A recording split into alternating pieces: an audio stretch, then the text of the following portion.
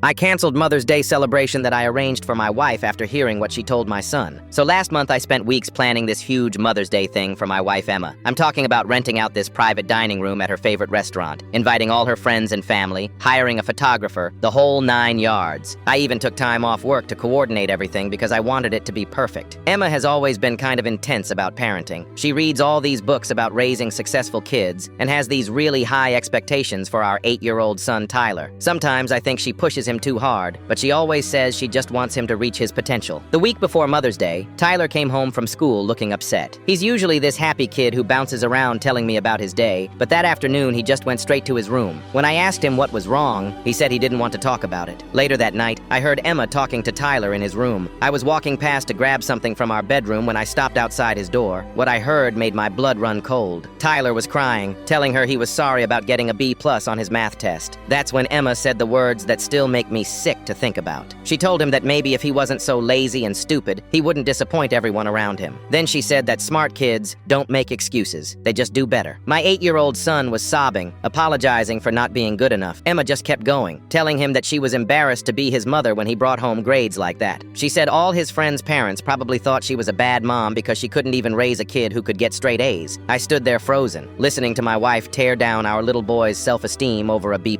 A B+ that I would have been proud of when I was his age. Tyler kept saying he would try harder, that he would study more, that he was sorry for being disappointing. When Emma finally left his room, I went in to check on Tyler. He was curled up in bed, still crying quietly. I sat down next to him and told him I was proud of him, that a B+ was a great grade, and that he wasn't disappointing anyone. But the damage was already done. He just looked at me with these sad eyes and asked if I thought he was stupid too. That night, I couldn't sleep. I kept thinking about all the times Emma had made comments about Tyler needing to do better, about how other kids his age were reading at higher levels or scoring better on tests. I realized this probably wasn't the first time she'd said things like this to him. The next morning, I called the restaurant and canceled the Mother's Day reservation. I called all the family members and friends who were supposed to come and told them the celebration was off. I even canceled the photographer. When Emma asked me what was wrong, I told her exactly what I'd heard her say to Tyler. She got defensive immediately, saying she was just motivating him to do better and that I was being too sensitive. She claimed that pushing kids to excel was what good parents do. I told her that calling our 8-year-old son lazy and stupid wasn't motivation, it was emotional abuse. I said that if she thought it was okay to talk to Tyler like that, then she didn't deserve to be celebrated as a mother. Emma completely lost it. She started screaming about how I'd ruined her special day and embarrassed her in front of everyone. She said I was undermining her parenting and that Tyler needed tough love to succeed in life. But here's the thing that really got me. She never once apologized for what she said to Tyler. She never acknowledged that her words might have hurt him. She was only upset about the canceled celebration.